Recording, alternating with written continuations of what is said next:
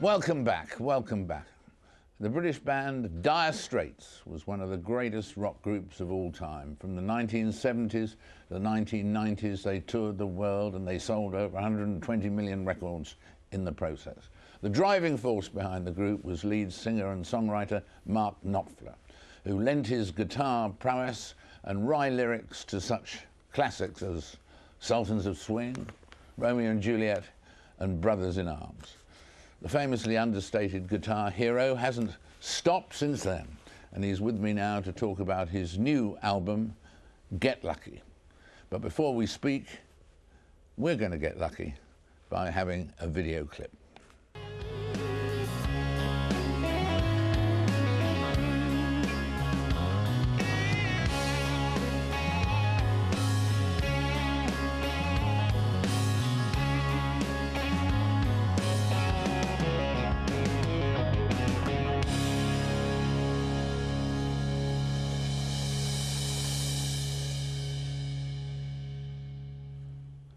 Get Lucky. Mark Knopfler's here right now. Mark, great to see you. Hello, and thank you very much for having me, David. Oh, it's a joy to have you. And how long were you working on this album, on Get Lucky? It's difficult. How long is a piece of string? About this long. Well, when I start writing these things at home and then I take a look at them as I go along, the actual time in the studio is not terribly long, but from the beginning of a song to when it becomes a record can be a long time. It can take years because I'm slow with everything I do, generally speaking. Yeah. And this album is doing great business in, for instance, places like Germany and around the world, isn't it? It is. It seems to be for some reason, I have no idea why. It must be a little bit like films and books, and nobody can really tell what it is that would make something take off internationally. I have no clue to it. No. Do you know when you've written a hit? No. You don't? Absolutely not. No. That's very interesting. Which is great, yeah. Isn't it? Yeah. I mean, it's part of the fun of it. And I don't worry about that. I don't even worry if a song is happening or not, or I just leave it for a while and come back to it and take another look at it. I certainly don't panic. Right. And you've also done the single Remembrance Day. That was triggered off by what? Well, it's been on people's minds, I think, quite a lot. I mean, as you tour around the world, and I love to tour, and you see memorials all over and it doesn't matter whether you're walking in Italy or walking in an English village. It's an international thing. There's the First World War, which led to the Second World War. Really, there's hardly a family in the world who haven't been touched by it in some way, one way or another. And it's been in the news quite a lot lately as the plight of lots of many veterans on returning to the UK, their treatment. I mean, it was actually making the news after the Falklands conflict, in fact. And that was the damage, as it were, to the survivors, as opposed to those who died tragically. The damage to the survivors, it was true of not just the Brits, but I mean the Argentinians as well, both sides. Very much so. I think the suicides have already outweighed the number of people who actually died in the conflict. A surprising number of casualties that happen after conflict, and so post-stress is a serious problem.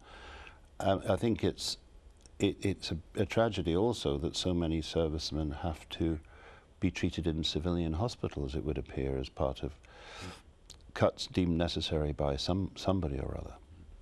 What about the new phenomena, like, for instance, things like the X Factor, which goes around the world and so on, and new stars, in inverted commas, are being launched all the time?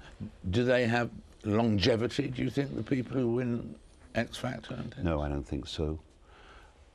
That's been the shorter careers has been part of the pattern, I think, over the past few years for a number of reasons. I think length of time that people are employed by record companies, even in executive positions and so on and so forth, have shortened. Employment contracts have shortened, and everything shortened along with that. But the X Factor end of things is really, it seems to me, putting the cart before the horse in a way. It's suggesting that it must be great to be famous instead of, you know, being famous for something. And at the same time, of course, the songs are all, in general, past hits or past songs, aren't they? And so that there's not room to discover writers so much. Well, that's a good point too. That seems to me to be retrograde. Yeah. When did you write your first hit? I think it must have been the first hit was Sultans of Swing, was the first single on the first album, so that would be in about 77, something like that. So it's been longer than a 2-year career. I mean, it's starting to feel like quite a long career now. But I mean, time flies when you're having fun. Yeah, and you'd rather not be famous? You'd rather do these hits? Do you like being famous? You are famous. I like being successful. I'd recommend that to anybody. But that enables me to build a studio, that enables me to use the instruments that I use, and I love that the same way I've always have since being a teenager, since being a small boy. So I enjoy that very much. But fame is really just a byproduct of that. And certainly in the UK, I try to play that a bit more cool. I don't normally go on the sort of big TV shows and odds and ends that they have there. But I'm happy to do it more internationally. But in the UK, it's fun to be able to just go out and buy a newspaper and wander about the same way as everybody else does. And I like to walk a lot. And you're the only artist I know of who's had a dinosaur named after them. Yes, and my sons at the time were thrilled. The children were experts on dinosaurs. And they thought that was pretty cool, Dad. Yeah, you know, that's what they said. They were excavating and they were playing the music. And while they were playing the music, they got lucky and started finding things. And so that's how that happened. And actually, the Martin were making a guitar for me at the time, and they stamped a dinosaur into the block at the end of the neck inside the guitar. Really? Oh, and it says here, Massiacasaurus Knopfleri. Is that? Yeah. I think that's about it. That is it. Yes, and it means something very fierce, which I'm not in the least. Well, it's a joy to see. Congratulations on that. The only great musician who's had a dinosaur named after him. Well, thank you so much.